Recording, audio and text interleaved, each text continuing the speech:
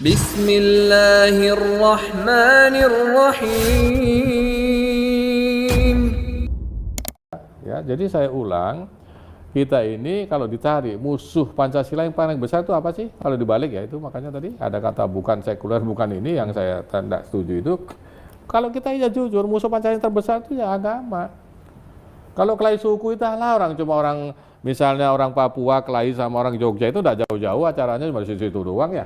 Yudian Wahyudi mengatakan larangan cadar bukan semata-mata aturan yang membatasi hak beragama, tapi juga terkait aturan akademis. Hak itu selalu terkait dengan perjanjian. Ya, gini kalau bahasa agama, setiap orang terlahir sama di hadapan Allah. Tapi dalam kehidupan ini, posisi seseorang itu ditentukan oleh perjanjian. Nah, ini namanya perjanjian administrasi pendidikan. Ya, karena dia menandatangani maka dia terikat. Itu ceritanya. Nah, sekarang kalau bahasa gampangnya, HAM itu terikat juga dengan pandangan konstitusional lokal. Ya, jadi tidak bisa HAM dari jauh tiba-tiba kita. Di sini ada konstitusi tersendiri. Nah, itu. Jadi ini tidak berarti kita merampas hak pribadi, enggak. BPIP memahami aspirasi masyarakat. BPIP menegaskan bahwa tidak melakukan pemaksaan lepas jilbab. Penampilan paskibraka putih dengan mengenakan pakaian, atribut dan sikap tampang sebagaimana terlihat pada saat pelaksanaan tugas kenegaraan, yaitu pengukuhan paskibraka, adalah kesukarelaan mereka dalam rangka mematuhi peraturan yang ada dan hanya dilakukan pada saat pengukuhan paskibraka dan pengibaran sang merah putih pada upacara kenegaraan saja. Oh ya, ada tikar. Ya. Prof. Yudian ini selain sebagai akademisi, beliau seorang kiai. Dia punya pesantren dan kelompok tarekat. Ya.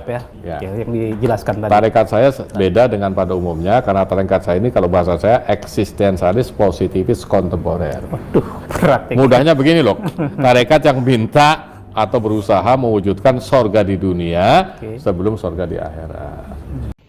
Assalamualaikum warahmatullahi wabarakatuh. Melalui video ini saya ingin mengutarakan apa yang ada di dalam kepala saya mengenai polemik yang saat ini sedang viral di Indonesia mengenai kasus larangan berhijab oleh paskibraka putri di tahun 2024. Sebelumnya saya mau meminta maaf karena saya saat ini masih berada di rumah sakit. Saya baru saja selesai melaksanakan operasi dan tangan juga masih diinfus.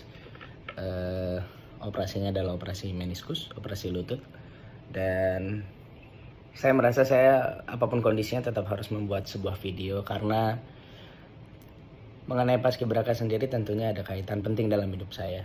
Saya mau memperkenalkan diri juga bahwa saya pernah menjadi anggota paskibraka di Provinsi Bengkulu tahun 2006.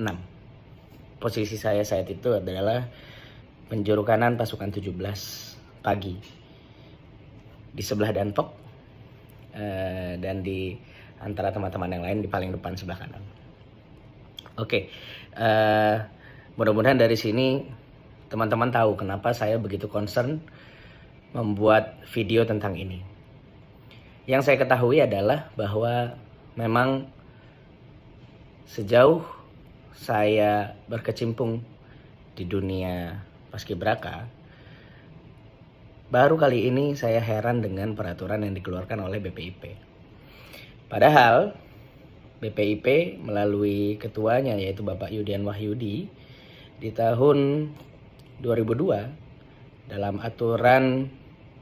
Peraturan Badan Pembinaan Ideologi Pancasila Republik Indonesia di nomor 3 tahun 2022 dalam pasal 44 ayat 1 itu disebutkan, saya sambil baca ya, ini saya dapat dari portal berita online di Kumparan News.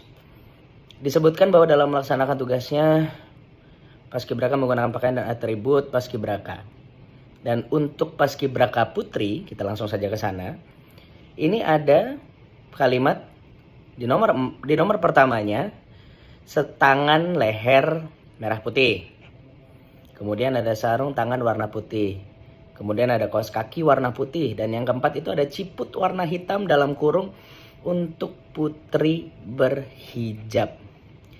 Dan di tahun 2024 dalam aturan surat keputusan Kepala BPIP nomor 35 untuk kelengkapan seragam paskibraka terdiri dari, perhatikan baik-baik, 1. Setangan leher merah putih, 2. Sarung tangan warna putih, 3. Kaos kaki warna putih, 4. Sepatu pantofel warna hitam, 5.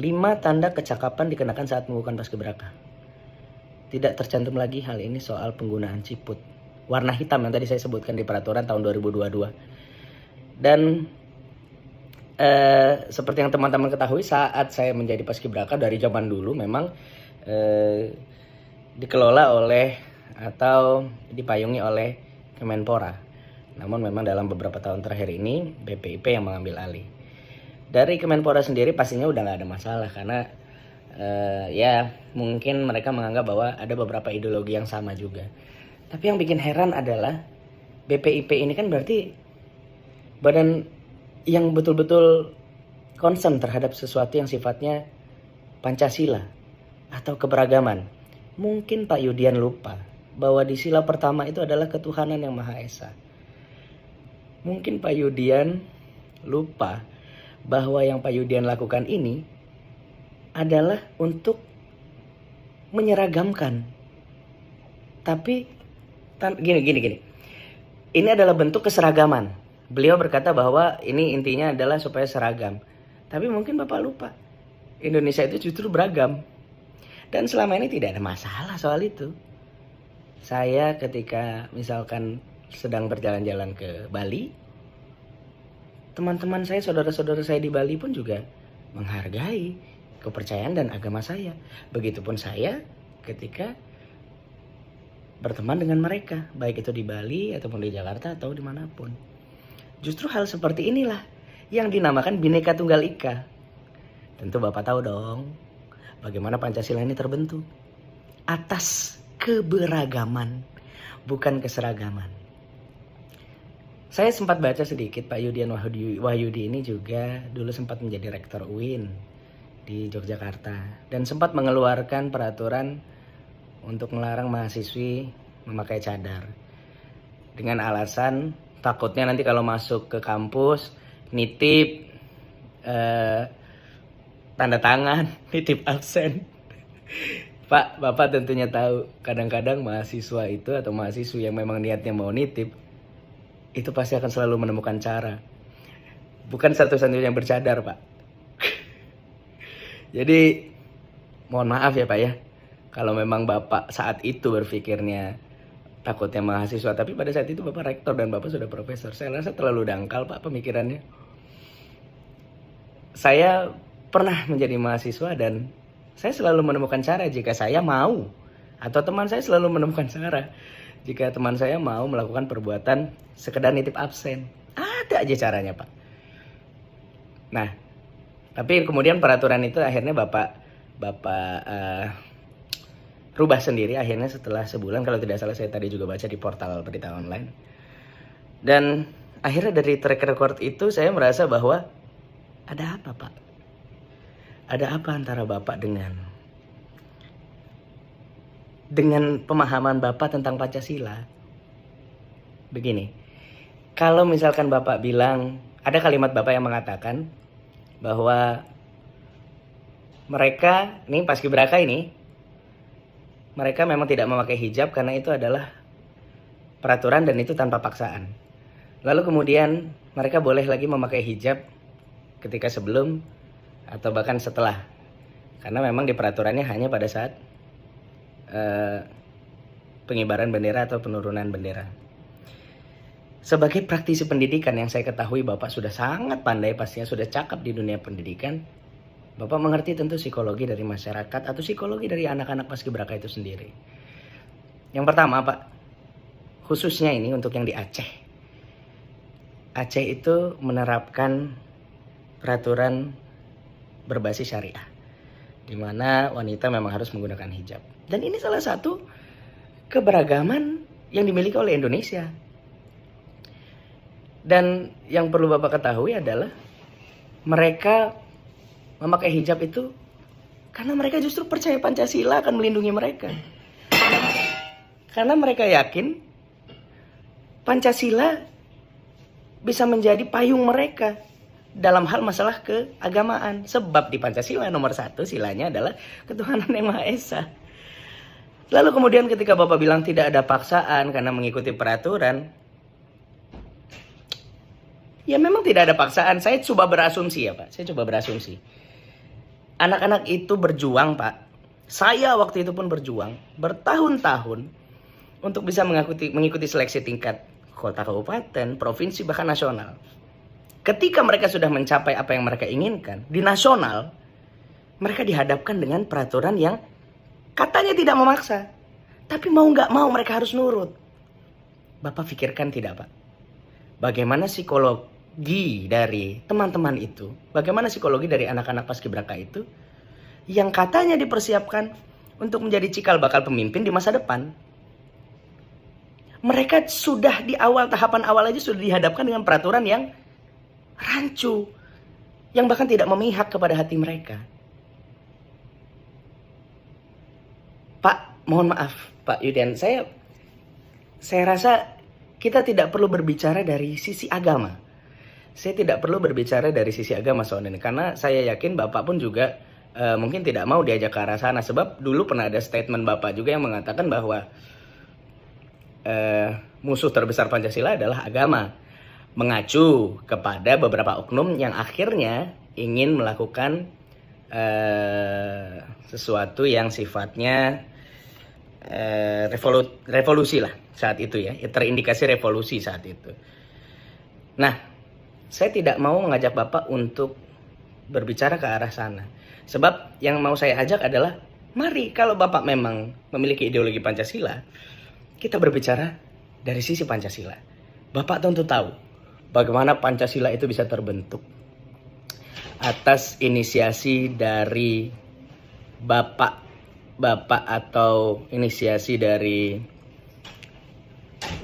orang-orang yang memang membangun bangsa ini. Jadi katakanlah yang saya ingin tahu adalah terbentuknya Pancasila itu tentu asal atas dasar dari pemikiran-pemikiran orang-orang yang luar biasa melalui BPUPKI saat itu. Dan ada Insinyur Soekarno di sana. Ada Kiai Haji Agus Salim di sana. Ada panitianya, ada Muhammad Hatta, ada Muhammad Yamin, ada A.A. Maramis, ada Ahmad Subarjo, ada Abi Kusno, Cokro Suyoso, ada Kahar Muzakar di sana, ada Kiai Haji Abdul Wahid Hasim. Mereka orang-orang hebat, mereka orang-orang pintar yang akhirnya membentuk Pancasila untuk apa? Agar kita ini betul-betul bisa menjadi bangsa yang satu. Dengan segala keberagamannya. Bukan bangsa yang kemudian akhirnya diseragamkan. Ini berbeda Pak. Ini sangat berbeda. Dan itulah kenapa kita disebut Bhinneka Tunggal Ika. Karena walau berbeda-beda, kita tetap satu. Sekali lagi saya mohon Pak, dengan gejolak yang begitu luasnya di masyarakat, saya harap peraturan seperti ini bisa segera reconsider untuk dirubah. Saya harap peraturan seperti ini yang menurut saya akhirnya mendiskreditkan masyarakat Indonesia, khususnya teman-teman paskibraka, bisa segera dirubah. Saya coba mengambil perspektif, ini asumsi aja Pak, sekali lagi ini asumsi. Bisa jadi benar, bisa jadi salah. Ketika mungkin ada pertentangan dari dalam oleh mereka sendiri, atau mungkin pembimbing mereka yang menemani, mungkin mereka bilang, tapi saya mau pakai hijab. Mungkin ada yang bilang, saya tidak melarang pakai hijab. Silahkan gitu. Tapi kan kalian sudah menandatangani itu. Ya kalau nggak mau, ya mungkin belum waktunya kalian di sini. Akhirnya mereka takut. Saya coba berasumsi aja, bisa jadi saya salah. Akhirnya mereka takut, alah daripada nggak masuk ke nasional, gue udah latihan bertahun-tahun. Ya udah dah, ikutin aja dulu deh, gitu. Tapi bagi mereka yang sudah yakin, dosanya itu ditanggung oleh pemangku kebijakan loh Pak. Gimana tuh? Dan yang perlu Bapak ketahui bahwa sudah banyak paskibraka berhijab yang terlebih dahulu menjadi paskibraka nasional, bahkan mereka menjadi pembawa baki. Sebut aja Yonanda Zulfa pada waktu Presiden SBY. Kemudian ada juga Rani Nur Insan di tahun 2016 ada Cut Aura Maghfirah Putri. Dan di tahun 2000 berapa ini? Oke, ada namanya Laras Gita Salsabila dari Sumatera Barat. Pak, kalau Bapak ingin menyatukan Indonesia, saya rasa tidak seperti ini caranya. Kalau Bapak ingin menyatukan Indonesia, bukan seperti ini Pak caranya. Jangan alergi Pak dengan hal-hal yang sifatnya agama. Sekali lagi ini asumsi dari saya.